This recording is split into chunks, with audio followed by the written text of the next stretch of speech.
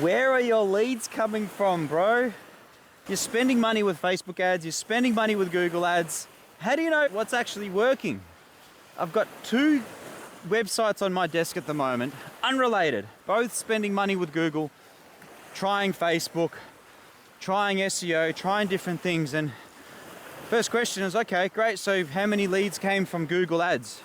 Well, we don't know. What about Facebook ads? What about SEO? What about just Google listings, anything? No idea. And look, I agree.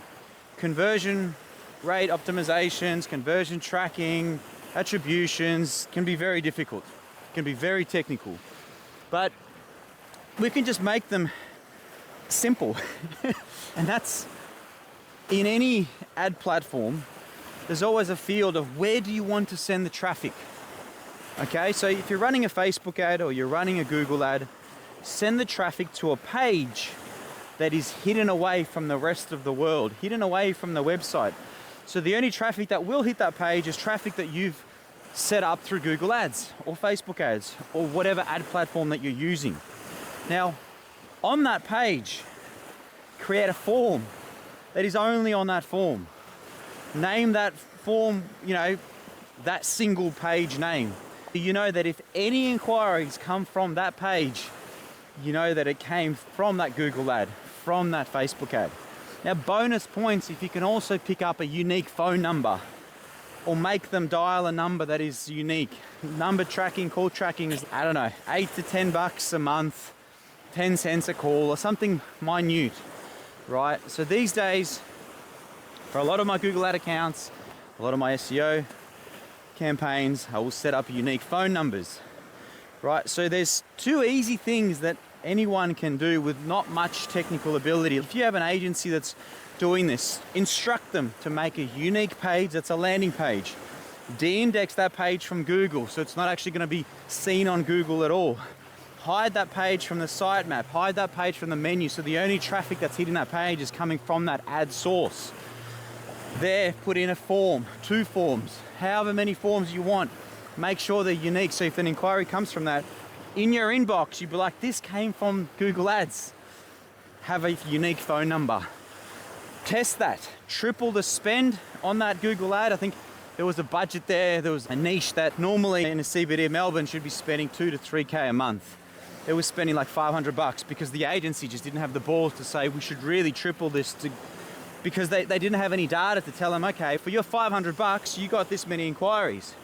So what we did is, a few weeks ago, I picked up a unique number and I gave it to them. I go, guys, look, just slap this number up. Bang, within a few weeks, we have 7 unique inquiries. Some booked jobs. 1 in 3 was booked. I'm just making these figures up, but 1 in 3 were booked. 7 calls. You do the numbers. $500 spent with the ad. Now, obviously, there were inquiries that came from the form as well. But if we're just to rely on call conversions, then you have a cost per lead now. Okay, is that cost per lead now profitable if every 1 in 3 is a new business acquired? Is that profitable? Business owners like, yeah, very much profitable. So triple the spend, quadruple the spend, and you can do that with confidence now that we have some baseline data that every $70 or $80 or $40 or whatever it is, you have an inquiry. Now, if your sales team is very good, you should be converting those at least 1 in every 3, right? Everyone is different on making sales. We had this locksmith a little while back and I saw the alarm bells early on. We ended the campaign. Essentially, they had a call center in the Philippines that would call these leads. You can't do that, not with Aussies. I'm sure it works. But on top of that, it was a lead gen business. So they were then reselling these leads to other locksmiths.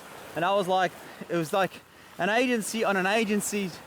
It was just a well set up campaign. The leads were happening, but the conversions weren't happening. So in other words, know your numbers and whoever's making the sales, make sure they're good at sales, make sure they're proactive, make sure you call the lead straight away. So let's work out the numbers. Let's say let's hypothetically say it's a removalist, right? How much on average is a removalist job? One sec, Stella's taking a poop. We just got a good posture, Stella. Bend the knees. We've got to pick up the poop. Now what the fuck? They removed all the bins on the beach. There's no bin. I've got shit, but there's no fucking bin. How does that make sense? That's ridiculous. So, moral of the story is know your numbers, at least on a basic manner. The first question is to your agency, how do we know these leads are coming from Google? How do we know they're coming from Facebook? How many of them are coming from Facebook, or how many of them are coming from Google?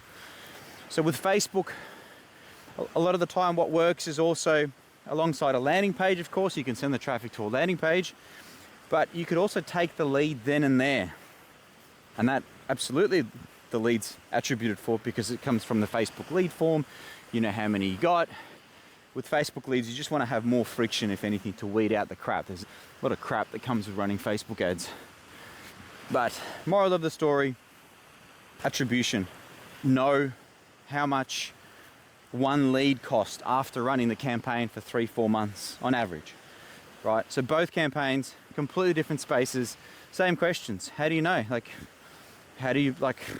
What is good? You don't know if $500 a month is a good amount to spend with a Google ad or a Facebook ad. We just don't know.